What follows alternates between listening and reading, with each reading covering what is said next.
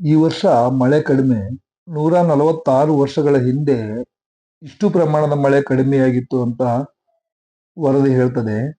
ನಾವು ಭತ್ತ ಬೆಳೆಯೋ ಪ್ರದೇಶದಲ್ಲಿ ಈ ಸಾರಿ ಡ್ಯಾಮಲ್ಲಿ ನೀರು ಇಲ್ಲದೆ ಇರೋದ್ರಿಂದ ಭತ್ತ ಬೆಳೆಯೋದಿಕ್ಕೆ ಆಗೋದಿಲ್ಲ.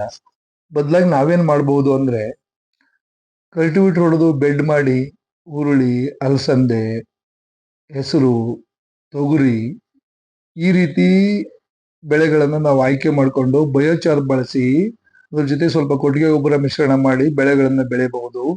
ಅವಾಗ ಭೂಮಿಯಲ್ಲೂ ಕೂಡ ಬದಲಾವಣೆ ಆಗ್ತದೆ.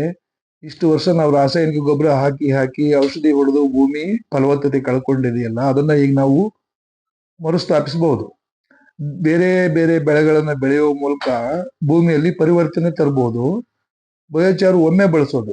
ಬಯೋಚಾರ್ ಬಳಸಿದಾಗ ನೀರು ಹಿಡಿದಿಟ್ಕೊಳ್ಳೋ ಸಾಮರ್ಥ್ಯ 30% ಹೆಚ್ಚಾಗ್ತದೆ. ಭೂಮಿ ಸಡಿಲವಾಗ್ತದೆ. ಸೂಕ್ಷ್ಮಾಣು ಜೀವಿಗಳ ಸಂಖ್ಯೆ ವೃದ್ಧಿ ಆಗ್ತದೆ. ಮೈಕ್ರೋನ್ಯೂಟ್ರಿಯೆಂಟ್ ಬ್ಯಾಂಕ್ ಆಗಿ ವರ್ಕ್ ಆಗ್ತದೆ ಬಯೋಚಾರ್. ನಾವು ಬಯೋಚಾರ್ ಬಳಸಿ ಈ ರೀತಿ ಹುರುಳಿ, ಅಲಸಂದೆ, ಹೆಸರು, ತೊಗರಿ, ಶೇಂಗಾ, ಸೂರ್ಯಕಾಂತಿ ಈ ರೀತಿ ಬೆಳೆಗಳನ್ನ ಬೆಳೆದಾಗ ಭೂಮಿಯಲ್ಲಿ ಕೂಡ ಬದಲಾವಣೆ ಆಗ್ತದೆ. ಭೂಮಿಯಲ್ಲಿ ಸಾವಯವ ಇಂಗಾಲದ ಅಂಶ ಹೆಚ್ಚಾಗ್ತದೆ. ಮುಂದಿನ ಬೆಳೆಗೆ ನಾವು ಭತ್ತ ಬೆಳೆಯುವಾಗ ಚೆನ್ನಾಗಿ ಭತ್ತ ಬರ್ತದೆ, ಬೆಳೀತದೆ. ಸಾವಯವ ಇಂಗಾಲದ ಪ್ರಮಾಣವನ್ನು ನಾವು ಭೂಮಿಯಲ್ಲಿ ಹೆಚ್ಚಿಸ್ಕೊಳ್ಬೇಕು. ಈಗ 0.3, 0.4 ಆಗಿದೆ.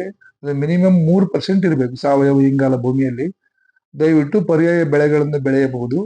ನೀವು MCK ಬಯೋಚಾರ್ ಬಳಸಿ ಈ ರೀತಿ ಬೆಳೆಗಳನ್ನು ಬೆಳೆಯಬಹುದು. ಒಂದು ಮಳೆ ಬಿದ್ದರೂ ಸಾಕು, ಈ ಎಲ್ಲಾ ಬೆಳೆಗಳನ್ನು ನಾವು ಬೆಳೆಯಬಹುದು. ಒಂದೇ ಮಳೆಗೆ ಬೆಳೆಯುವಂತ ಹಲವಾರು ಬೆಳೆಗಳಿವೆ.